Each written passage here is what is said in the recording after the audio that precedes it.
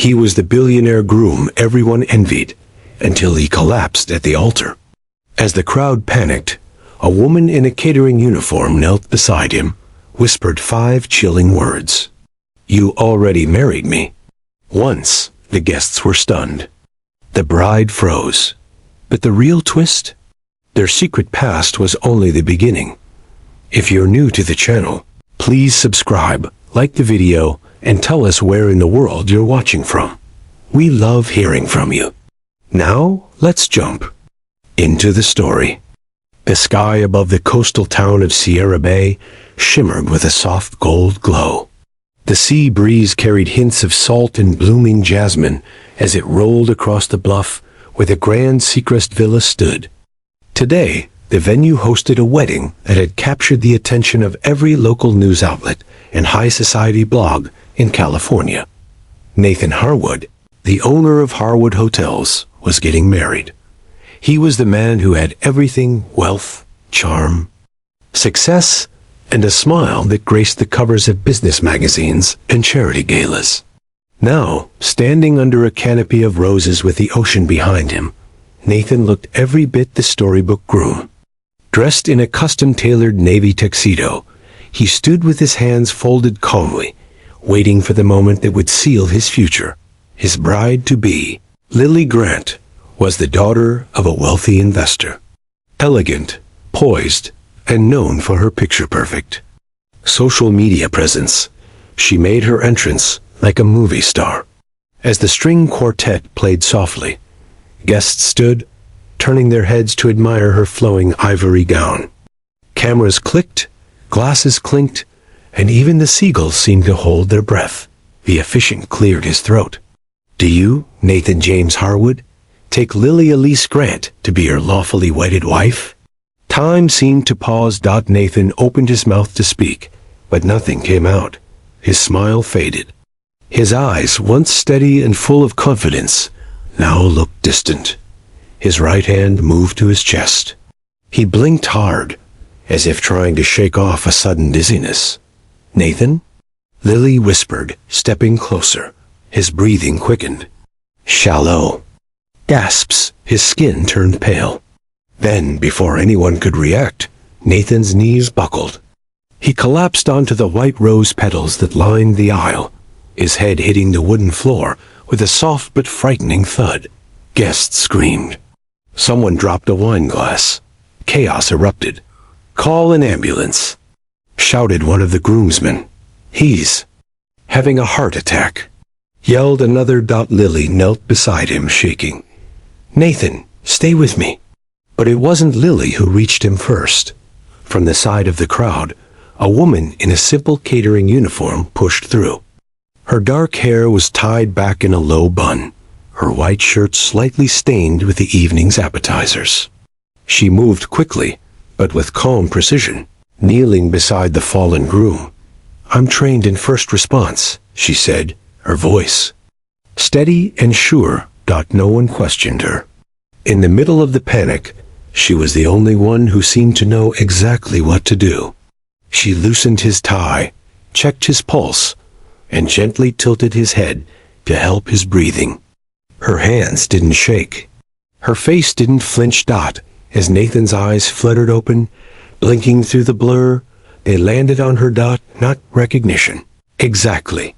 More like a memory trying to crawl its way out of a locked room. His lips parted. No words came out, only a soft whisper of confusion.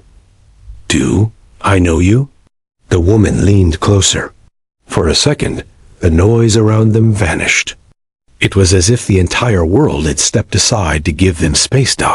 Then she said, just loud enough for him to hear, "You already married me 20 years ago." Nathan's eyes widened. A strange tremble passed through his chest. The last thing he saw before slipping back into unconsciousness was her face, calm, resolute, familiar. The ambulance arrived minutes later. As the paramedics loaded him into the vehicle, the catering woman stood to the side, hands clasped, her eyes filled with something between sorrow and strength. No one asked who she was.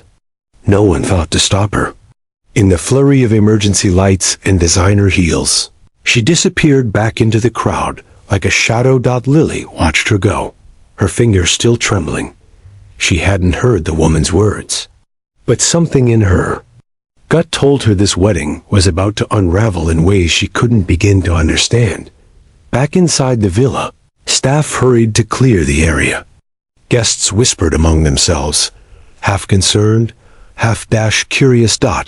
But the woman in the catering uniform? She walked alone through the hallway, past the kitchen, past the champagne glasses she had carefully polished just hours before.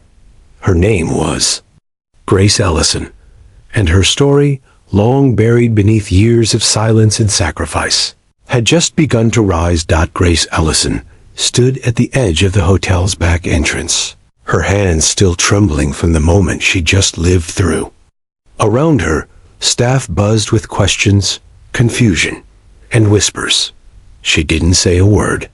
Instead, she stepped outside into the quiet night air, inhaling deeply as the sounds of the ocean drifted over the hillside. For years, she had imagined what she would say if she ever saw Nathan again. She had written speeches in her mind, rehearsed angry words and emotional truths. But none of that came out when the moment finally arrived.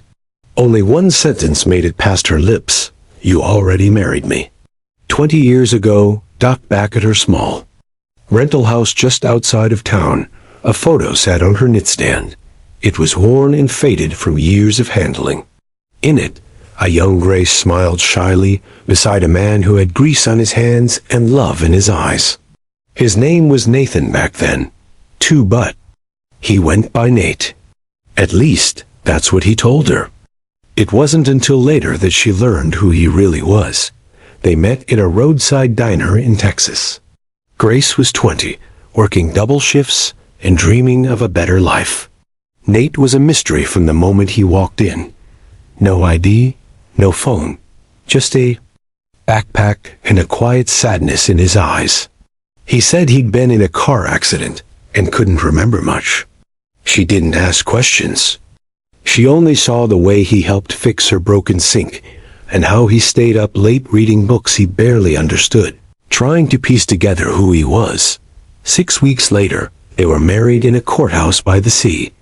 No family, no rings. Just two. People who believed that love could fill the gaps that memory could not. But it didn't last. One rainy night, Nate left to get groceries and never came back. Grace called the hospitals, the police, but no one had seen him. Later, a man in a dark suit showed up at her door. He said Nate had been found, taken to a private facility by his family. He told Grace not to reach out. "It's better for everyone," he said. Then he handed her a check and walked away. Grace tore up the check. But she kept the man's secret. A month later, she discovered she was pregnant. Now, 19 years had passed, and their daughter, Clara, was about to uncover everything. Hundreds of miles away, in a quiet college town, Clara Ellison stared at her laptop screen, her brow furrowed. She was in the campus library, surrounded by textbooks and half-finished research papers. But her focus had shifted. She had just received a call from her mother, a call that made her pause everything.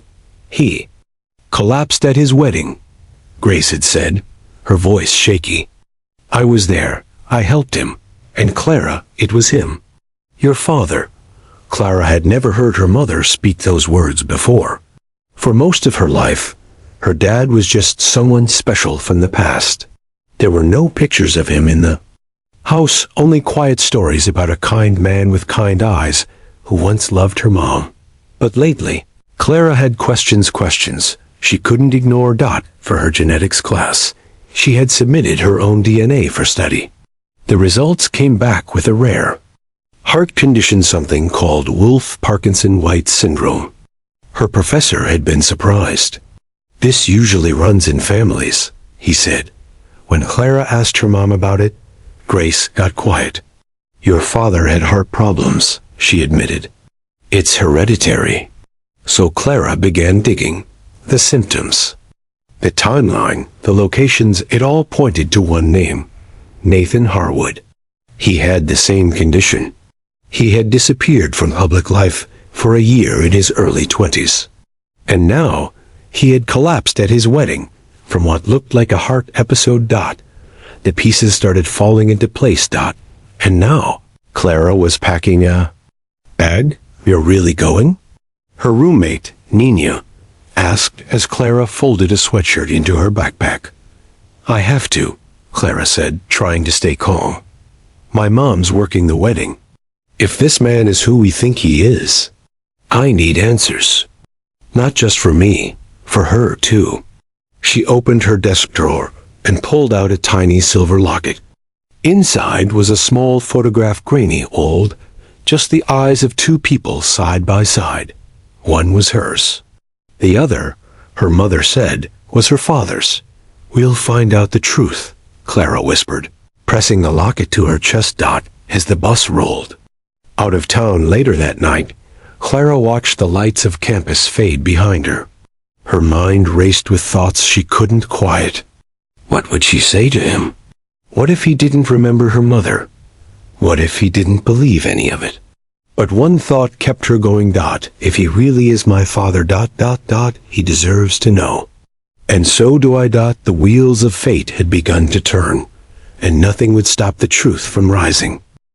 The morning after the collapse, the Seacrest villa was quiet. The champagne glasses were still half full, the white rose petals slightly wilted under the early sun. Staff moved quickly to erase the memory of the interrupted wedding, but some things couldn't be cleaned away. Nathan Harwood was awake, sitting on the edge of the hospital bed with a confused look on his face. The doctors had cleared him. It wasn't a heart attack, just a sudden drop in blood pressure likely brought on by stress. But Nathan knew something more had happened. Not just to his body, but to his mind. He couldn't stop thinking about the woman in the catering uniform. Her voice, steady and familiar. Her hands quick and careful. And that sentence, still ringing in his ears. You already married me. 20 years ago. He had no memory of it. Yet he couldn't shake the feeling that it wasn't a lie. He stared at the small silver object someone had left in his suit pocket. It was a pendant, simple, round, engraved with a letter G. A back read, to end from G, always find your way back. He didn't remember the pendant, but it made his chest ache in a way that facts and data never could. Across town, in a quiet hotel room, Grace sat beside her daughter, Clara, who had arrived just that morning. The bus ride had been long, and Clara was tired, but the moment she saw her mother's face, she knew everything had changed. You really saw him? Clara asked. Grace nodded. I touched his face. I looked into his eyes. Clara, he didn't know me, but I saw something there, like a spark, like his heart remembered even if his mind didn't. Clara sat still, holding the pendant that now rested in her palm. He's my father, isn't he? Grace took a shaky breath. Yes. There was no more hiding, no more pretending. He didn't leave us, Grace said softly. He was taken. His family found him, and they erased everything. His name, his life with me, and later, the fact that you were on the way. Clara was quiet for a long moment. Then she stood. I want to meet him. He might not remember. I don't need him to remember everything, Clara interrupted. I just need him to know who I am. At that same moment, back at the hospital, Nathan was being visited by an old friend, his lawyer and business advisor, Simon Vale. Simon had been with him since his early days, helping him build his hotel empire. But today, Simon wasn't there to talk about contracts. There's something I should have told you a long time ago, Simon said, handing Nathan a folder. I never understood why your family kept this from you. But after yesterday, I think you deserve to know. Nathan opened the folder. Inside were copies of old documents, a marriage certificate dated 20 years ago from a small Texas town. His name, Grace's name. This can't be real, Nathan whispered. It is, Simon said quietly. You disappeared for almost a year. Your family told everyone you were away for business school. But when you came back, you were different. You didn't remember much. I thought you were just avoiding the past. Now I know they didn't let you have it. Nathan stared at the paper, heart pounding. He had been married, and he had no idea. Outside the hospital, Clara waited with her mother. They had come hoping for just one chance. Grace held a small photograph in her hand, the only picture of the three of them together. Clara was just a baby. Nathan, or Nate as he had called himself then, held her in one arm and smiled at Grace like she was his whole world. You ready? Grace asked. Clara nodded. As they entered the lobby, a nurse walked by, pushing a wheelchair. Clara's heart skipped a beat. Mr. Harwood just left, the nurse said. His driver picked him up. He looked like he had a lot on his mind. Grace's shoulders dropped. They had missed him, but Clara wasn't finished. He'll be at the villa, Clara said, thinking out loud. He has to explain what happened yesterday. There will be press, his fiancée, everything. Grace hesitated. Do you want to walk into that storm? Clara turned to her, eyes full of fire. I was born in the middle of it. I just didn't know until now. At the Seacrest Villa, Lily sat alone in her dressing room, her perfect wedding gown draped across the chair beside her. The ceremony was never finished. The reception never happened. And the man she was supposed to marry hadn't answered her texts. She knew something was wrong.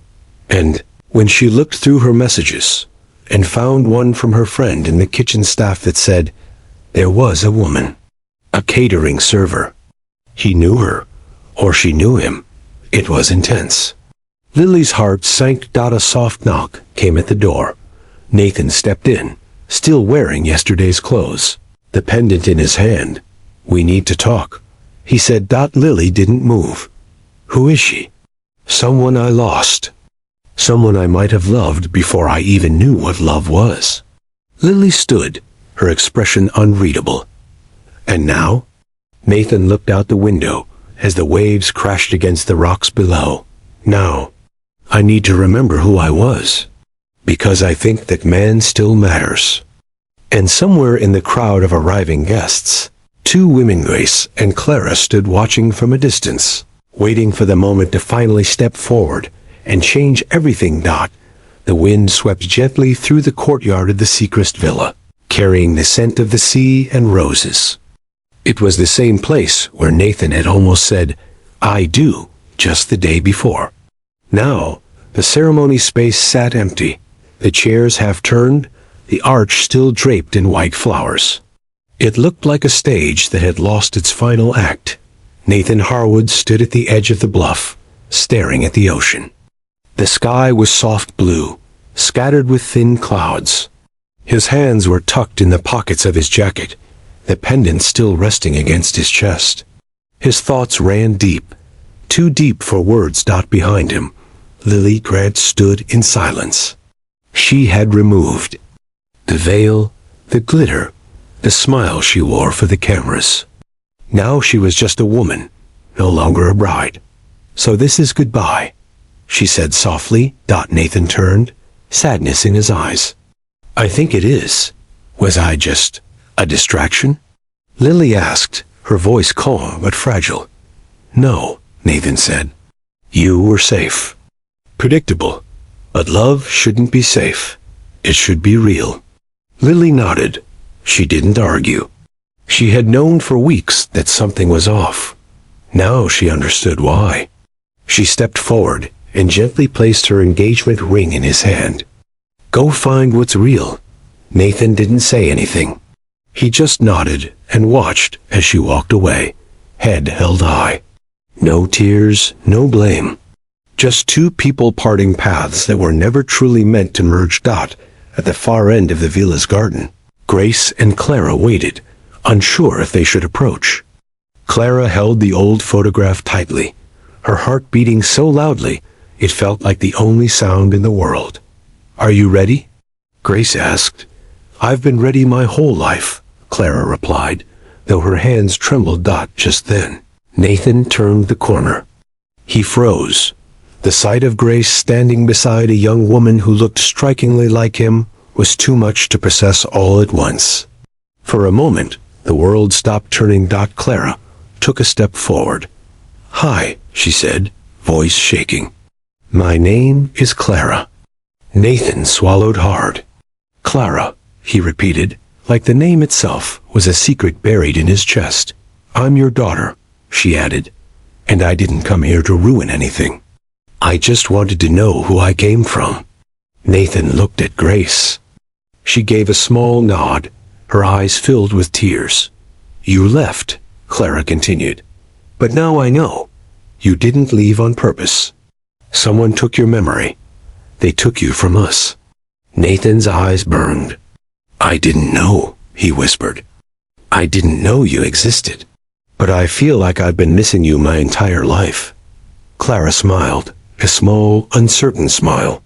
"That's how I've felt too." Nathan stepped forward. For a second, he just looked at her, really looked. The same eyes, the same way she tilted her head when thinking, and the way her hands moved when she talked. He recognized himself in her in ways words couldn't explain. Can I hug you?" he asked. Clara didn't answer. She simply stepped into his arms.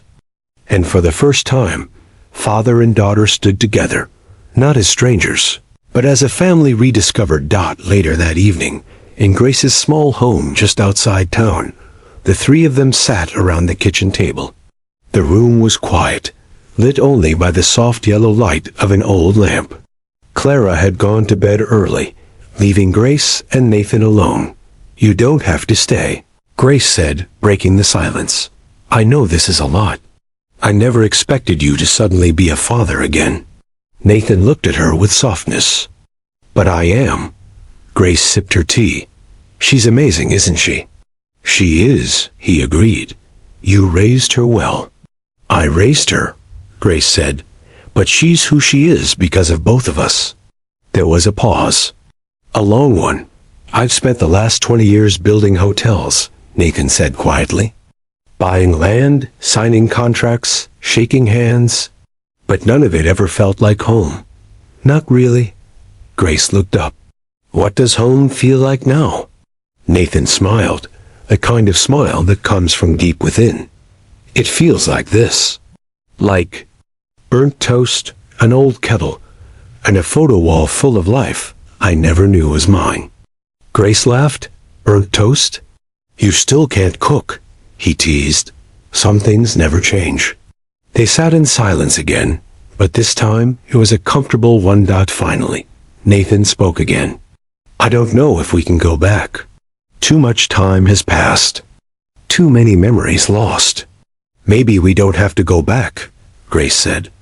"Maybe we start from where we are." He nodded. "I'd like that." Outside, the wind rustled the leaves. The stars above blinked softly. And inside that little kitchen, a man who had once forgotten everything important was beginning to remember what truly mattered. He had walked away from the wedding that day, not in shame, not in defeat, but in hope. Hope for something new. Hope for something real. And most of all, hope for a second chance.